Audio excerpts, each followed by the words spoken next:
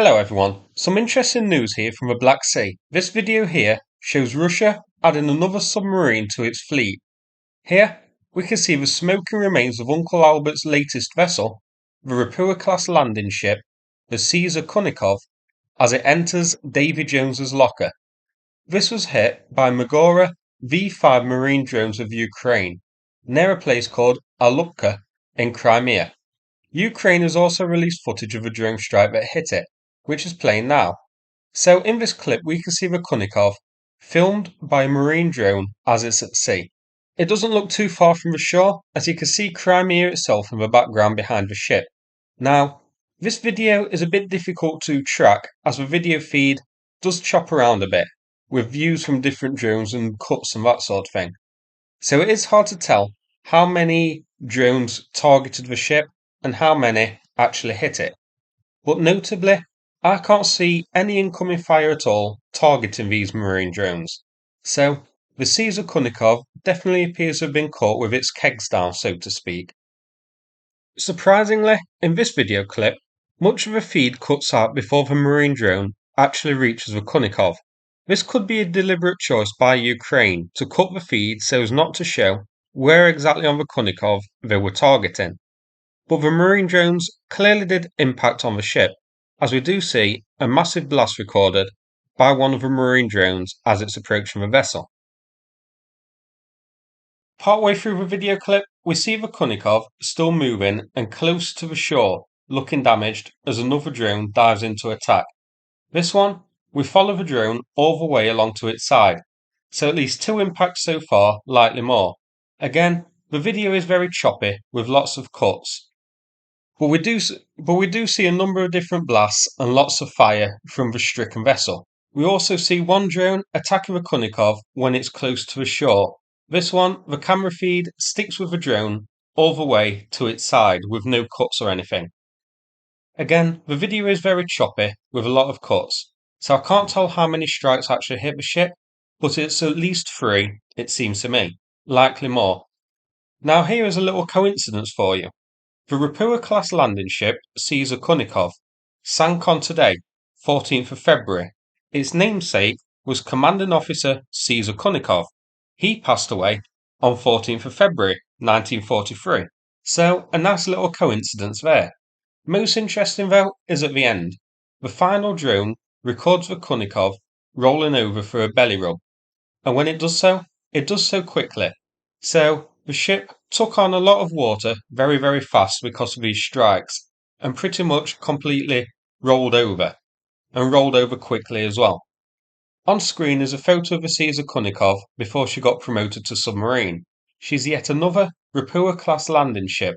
She was commissioned in 1986, has a standard displacement of 2,768 tons and a standard complement of 98 crew members. So, let's see roughly where this was when it was sunk. So, she's reported to have been sunk near a town called Alupka, which you can see here is southern Crimea. So, the Kunikov would have been on the route between Novorossiysk and Sevastopol. Now, at the time of recording, I don't know if it was heading to Sevastopol or away from it. I believe it was going to Sevastopol, purely because Ukraine clearly had intelligence that she was at sea, and I think it would be difficult for Ukraine to catch up with her after getting notice that she was leaving Sevastopol. So getting notice she was departing Sevastopol, launching the marine drones, and then reaching her would be a big ask. I don't think it could be done. So I think the Kunikov would likely have been heading to Sevastopol from Novorossiysk. Ukraine getting intelligence, whether from agents on the ground near Novorossiysk or recon aircraft covering the Black Sea, that she had departed, and then set this little ambush to hit her en route. If that is the case, then not only is the ship itself gone, but also whatever it was hauling as well. So this might be an even better strike than expected. And Russia uses these big Ropucha-class ships to carry out important supply to Crimea. Not only heavy vehicles, but also sometimes ammunition and missiles too. So it would be very interesting to know what exactly the Cesar Kunikov was carrying at the time she went down, because clearly that's gone as well. hopefully some valuable missiles or that sort of thing. Also interested about this footage, I can't see any escorts alongside the Kunikov. She appears to be travelling alone and so clearly vulnerable. I expect Russia may change that soon, as this is, I believe, the first Ropucha sank whilst travelling between Novorossiysk and Sevastopol on this regular supply route. So, Russia is likely now going to send these out with escort ships. So that's going to definitely further stretch the already stretched Russian fleet. The Black Sea Fleet at the start of the war had 4 Ropuchas in service. One, the Novocherkassk, was sunk by Storm Shadow near Feodosia. This fleet was also supplemented by 5 Ropuchas from the Baltic Fleet and 2 from the Northern Fleet, so giving it a total number of 11. The Novocherkassk, which I just mentioned, is destroyed. The Olenogorski Gornyak had a hole put in its side and I believe is in dry dock at the moment at Sevastopol, and the Minsk was destroyed at dry dock by Storm Shadow. So this is the third one destroyed, with one other heavily damaged, leaving 7 potential submarines in service. So a big strain here on Russia's supply ships. Now, I mentioned earlier Russia's escort fleet being stretched. I figured I'd now have a look at why. So here is a map of Crimea and the Black Sea on deep states. Highlighted are current known patrol areas of Russia's Black Sea Fleet ships. We know through video and satellite imagery and past strikes that Russia has small patrol boats patrolling Crimea's northern coast. That's where a Tarantul was sunk not long ago. The entrance to Sevastopol harbour. I believe the Karaka and the Bora-class ships are deployed here, as well as others. The Crimean Bridge is also patrolled, Novorossiysk harbour, and also we know Russia has ships patrolling a pipeline in the southern Black Sea area. On top of that, we also have small patrol ships often used for escort duties. I believe the Project 2216 is the most commonly used for that. We've seen important tankers and cargo vessels being given a 2-ship escort in the past. And also, when Russia's frigates are sent out to launch caliber missiles, they tend to have a couple of escorts with them as well.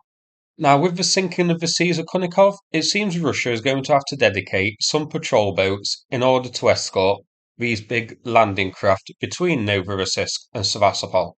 We can't send them out alone anymore because they're clearly vulnerable. I would say I'm surprised we weren't given escorts already, but this is Russia we're talking about. Idiotic choices are the norm. For escort and patrol duties, Russia has 2 Bora-class hovercraft stationed at Sevastopol, 1 Karakurt corvette, 4 Tarantul missile corvettes remaining, 6 Grisha-class anti-submarine corvettes, 4 Project 22160 large patrol boats. We also have 3 small Grachanok and 2 small Flamingo-class anti-saboteur boats. That sounds like a lot, but then when you see the area that these need to patrol, you can see how these 20 or so ships can become very stretched, as they are now. And now, Russia also needs to commit some to defending the Ropuchas travelling between Sevastopol and Novorossiysk. So, not much else to discuss here, so I think it's time to end the video. And quite an interesting one, I thought. Yet another Russian ship promoted to submarine, and the Russian Navy continues to lose to a country without a navy. Rather humiliating. I'm sure it won't be long until I'm covering the next sunken Russian ship. So that's it for this video. Hope you found it interesting. If so, please click like and subscribe. I'd appreciate it. Now before we finish, I'm going to play a video from the Ukraine Volunteer Centre about the delivery of some supplies bought with the ongoing fundraiser we're doing with them. The fundraiser is still ongoing and the donation links are in the description. Thanks so much and take care everyone.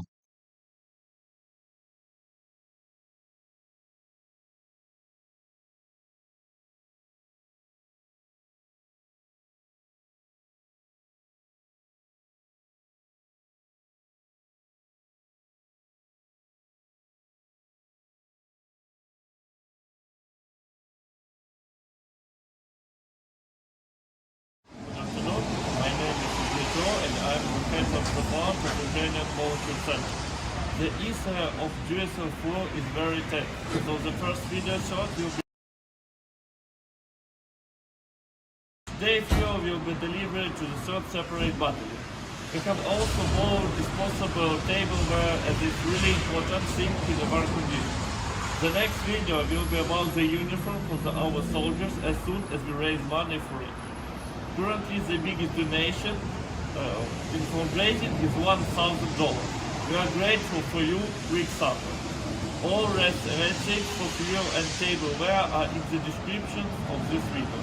And I am thankful that the foundation is still on and we have to collect $20,000 until the end of the fundraiser. With love from Ukraine.